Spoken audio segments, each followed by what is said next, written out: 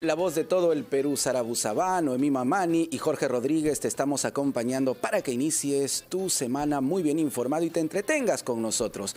Han pasado 3 años, amigos, desde que se detectó el primer caso de la COVID-19. Hemos aprendido, estamos en el camino correcto frente a una pandemia que, atención, todavía no termina. Ya está con nosotros el doctor Elmer Huerta. Doctor Huerta, bienvenido, muy buenos días. Jorge, buenos días, gusto de Buen saludarte. día, Sara, doctor. buenos días. Buen día, Elmer. Noemi, buenos días también, gusto de saludarlas. Estoy tratando de ver aquí qué día fue de la semana. El 6 de marzo, fue un viernes.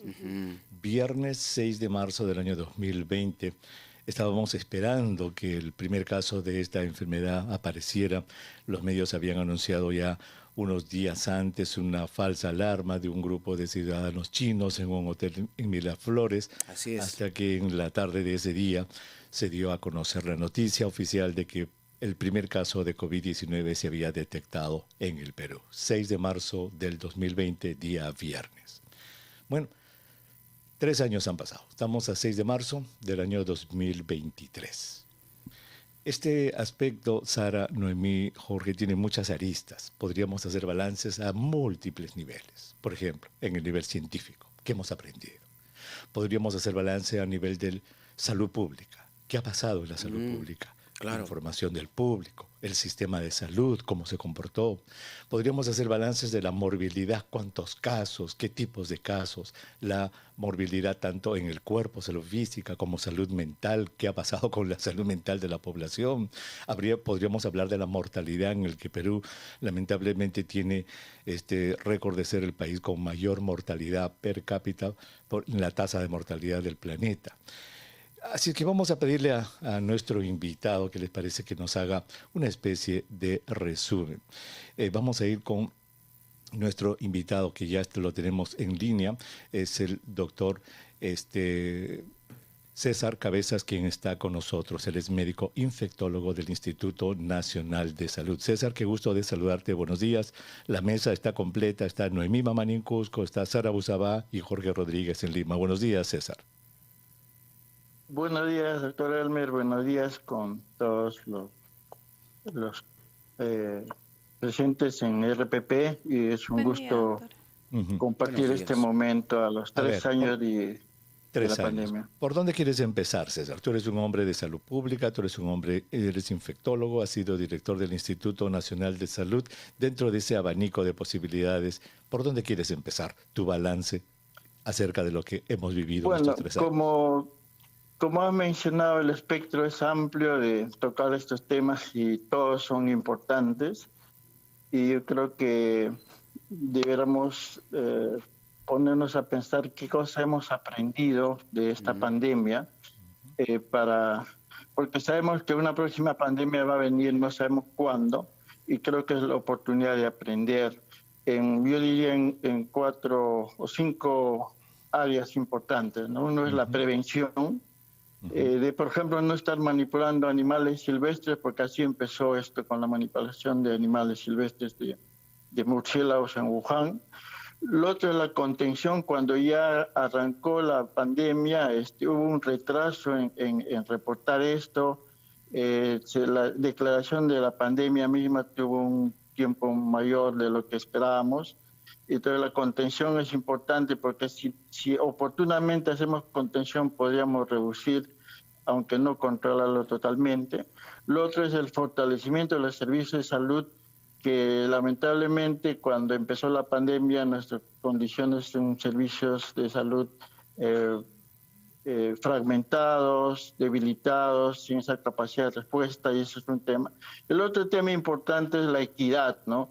Y ese es un valor que los humanos como que lo hemos ido perdiendo, y eso podemos ver cómo es que cuando aparecieron las pruebas de diagnóstico, nosotros no teníamos mucho acceso a ellas. Cuando salieron las vacunas, pasaron como 2 o 3 meses para que en el hemisferio norte ya estaban vacunando, y acá recién empezamos a vacunar, y eso significó muchos fallecidos por falta de prevención. Y finalmente el tema de la innovación y la difusión global, que es un tema que siempre lo resaltas, Elmer, en tus programas, que siempre lo escuchamos, cómo es que la ciencia y el conocimiento debe generarse y compartirse con todo el mundo, como un ejemplo que hemos tenido en la erradicación de la viruela, ¿no? Donde todos se pusieron de acuerdo, pusieron la vacuna y controlamos. Bueno, eso es solo un comentario preliminar. Pues fabuloso. César, permítenos por favor hacer una brevísima pausa. Vamos a tomar una pausa. Me parece muy bien tu desglose en estos 5 aspectos. Cuando regresemos de la pausa vamos a ir uno por uno muy brevemente porque tenemos un bloque más contigo. Regresamos después de la pausa.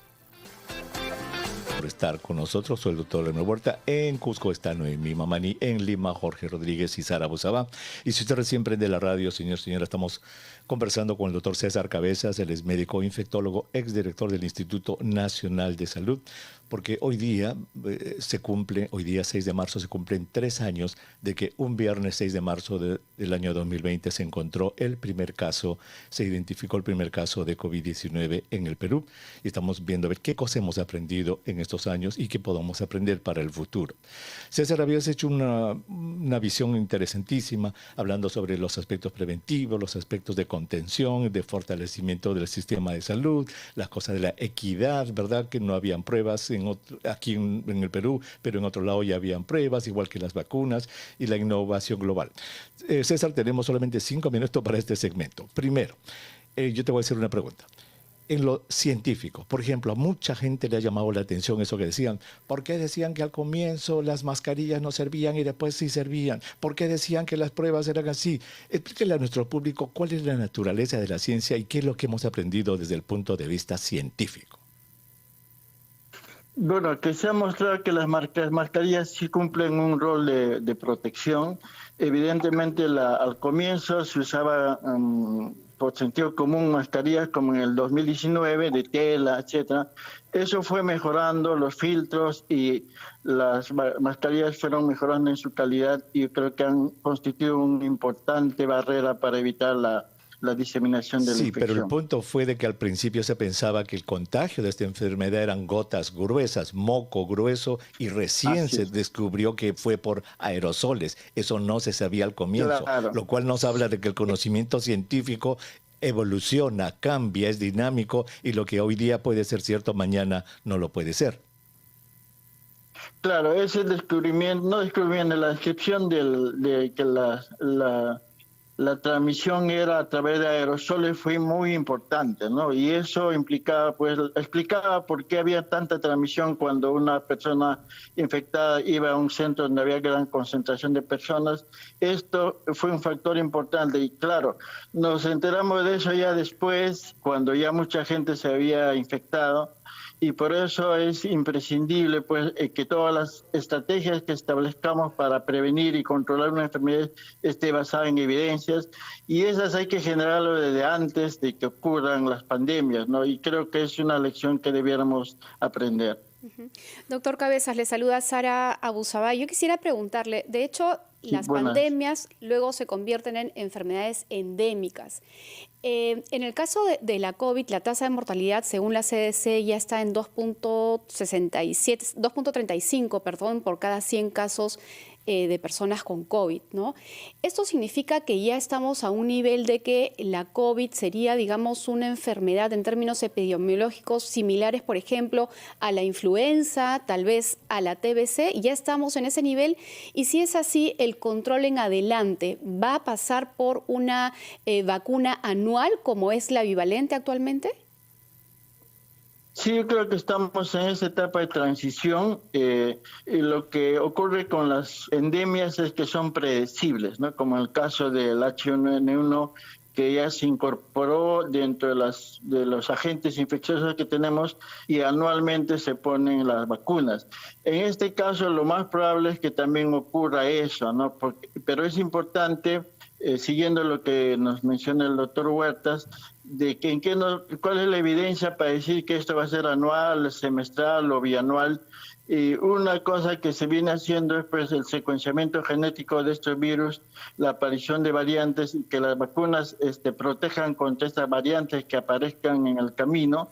Y de esa manera, y lo otro es hay que hacer estudios inmunológicos, tanto la respuesta humoral como celular, para sobre esa base definir la periodicidad de la vacunación.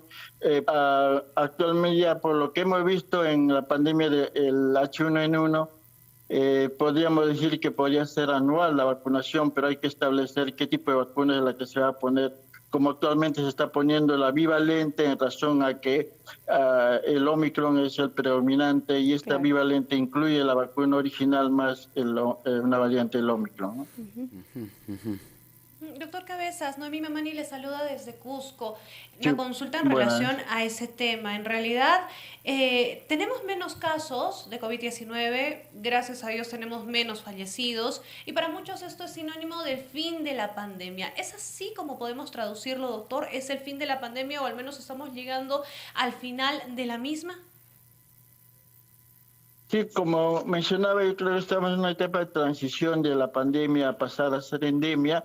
Lo que debiéramos destacar, en particular hablando de las vacunas, es los grupos de riesgo. Quienes han fallecido son las personas mayores, ¿no?, de 60 años y los que tienen alguna comorbilidad. En ese sentido, yo creo que no debemos bajar la guardia y seguir protegiendo a estas personas con riesgo de ser hospitalizados o fallecer. Entonces, en ese sentido, la vacuna bivalente que cubre esta variante que está circulando actualmente, más la anterior, debiera priorizarse, como está haciendo el Ministerio de Salud, a los mayores de 60 años y a las personas que tienen comorbilidad, y no hay que bajar la guardia, ¿no? Porque si dejamos de vacunar a estas personas de riesgo, siempre van a tener ese riesgo, pues, de ser hospitalizados o fallecer. Doctor Cabezas, le saluda Jorge Rodríguez, muy buenos días. Usted Sí, doctor, bueno. ha mencionado una frase muy importante: no hay que bajar la guardia. Sin embargo, preocupa que al menos 1 millón de niños entre 5 y 11 años no han recibido todavía su vacuna. Muchas personas han ido a colocarse la primera, la segunda, pero no han retornado por su dosis de refuerzo. Y además, hay personas vulnerables que todavía no tienen, por ejemplo, la vacuna bivalente. En ese sentido, ¿cómo hacer para que la ciudadanía pueda comprender de mejor manera la importancia de vacunarse? Sí, claro, hay que tener en cuenta cuando uno hace una intervención, en este caso con vacunas o con otro tipo de intervención, es cuál es la percepción de las personas, ¿no? Como mencionaba el doctor Huertas al comienzo, de que como que ya no hay casos, ya los fallecidos se han reducido de manera importante, hay una percepción de seguridad, y eso creo que deben fortalecerse estrategias comunicacionales para que las personas puedan estar convencidas, porque Perú es una muestra de que en años anteriores siempre ha sido uno de los primeros en cobertura de vacunación de niños, y entonces debemos retomar eso al tener las vacunas que se necesitan para la población infantil, la del COVID, ¿no? Porque el hecho de que no haya polio, no haya sarampión, no haya difteria en el Perú, significa que las vacunas nos están protegiendo. Y ese es el mejor ejemplo de que, o mejor, la muestra de que las vacunas son útiles, ¿no? Mientras incluso en Estados Unidos, en Alemania, han habido casos de sarampión, acá no hay casos de sarampión, por lo menos en los últimos años.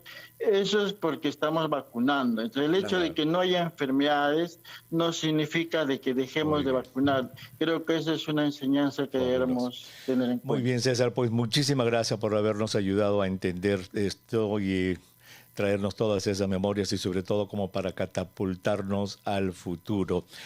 Muchísimas gracias por haber estado con nosotros en el programa, César. El doctor César Cabezas, exdirector del Instituto Nacional de Salud, estuvo con nosotros, compañeros. Así es que, bueno, miren, yo creo que también tenemos que sacar como corolario de esta conversación que yo creo que no estamos preparados. El mundo no está preparado, no solamente el Perú, el mundo no está preparado para una próxima pandemia, lamentablemente. Muy bien, pues